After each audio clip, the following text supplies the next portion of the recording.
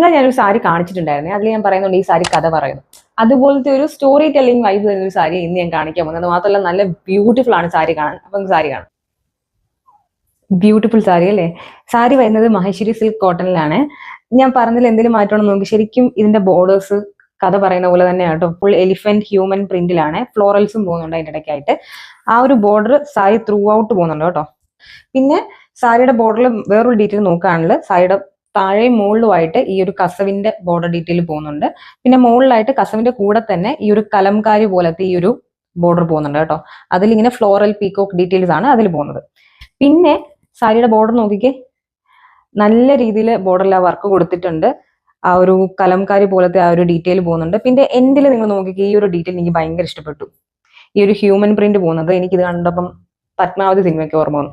അതുപോലത്തെ ഒരു ഡീറ്റെയിൽ ആണ് ഈ ഒരു എൻഡിൽ പോകുന്നത് കേട്ടോ. പല്ലു നല്ല രസമുണ്ട് കാണാനായിട്ട്. സാരിയുടെ ബ്ലൗസ് പീസ് നോക്കിയാൽ നല്ല ഭംഗിയില്ല കാണാനായിട്ട്. ഇങ്ങനെ ഒരു ചെറിയ ഫ്ലവർ ഡീറ്റെയിൽ സ്പ്രെഡിങ് ആയിട്ട് കൊടുത്തിട്ടുണ്ട്. അതുപോലെ എൻഡിലായിട്ട് ഈ ഒരു കസവിന്റെ ബോർഡറും ബ്ലൗസ് പീസിൽ കൊടുത്തിട്ടുണ്ട്. ഈ സാരി ഇപ്പം റെഡ് കളറിലാണ് ഞാൻ കൊടുത്തിരിക്കുന്നത്. ഇതിന്റെ വേറെ കുറച്ച് കളേഴ്സ് കൂടി നമുക്ക് അവൈലബിൾ ആണ്. അതിപ്പോ ഞാൻ കാണിക്കാമേ.